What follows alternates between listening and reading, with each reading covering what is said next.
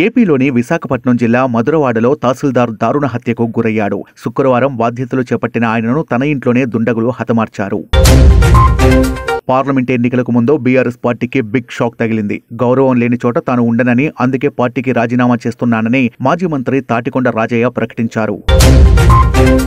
Jio, Airtel తర్వాత ఎక్కువ మంది యూజర్లు ఉన్న వోడాఫోన్ ఐడియా కంపెనీ త్వరలో 5G సర్వీసులను ప్రారంభించనుంది. వచ్చే 5-6 నెలల్లో ఈ సేవలను దేశవ్యాప్తంగా అందుబాటులోకి తీసుకురానున్నట్లు వోడాఫోన్ ఐడియా సీఈఓ అక్షయ్ మూండ్రా ప్రకటించారు.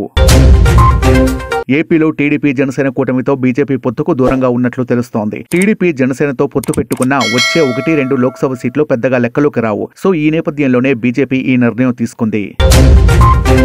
వైసీపీ ఇన్ఛార్జీలకు సంబంధించి 6వ జాబితా విడుదలైంది. ఇందులో 4 లోక్సభ, 6 అసెంబ్లీ ఇన్ఛార్జీలు ఉన్నారు. మొత్తంగా 6వ లిస్టుతో కలిపి 82 స్థానాలకు సంబంధించి ఇన్ఛార్జీలను మార్చేసింది.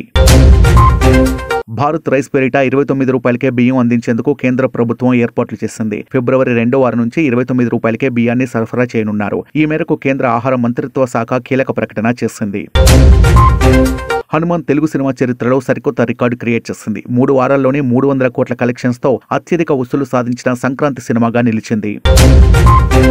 ఇంగ్లాండ్తో జరగనున్న 2వ టెస్టులో టీమిండియా యువ బ్యాటర్ యశస్వి జైస్వాల్ విశ్వరూపం చూపించాడు. 18 4లు 7 6లతో 277 బంతుల్లోనే డబుల్ సెంచరీ కొట్టాడు.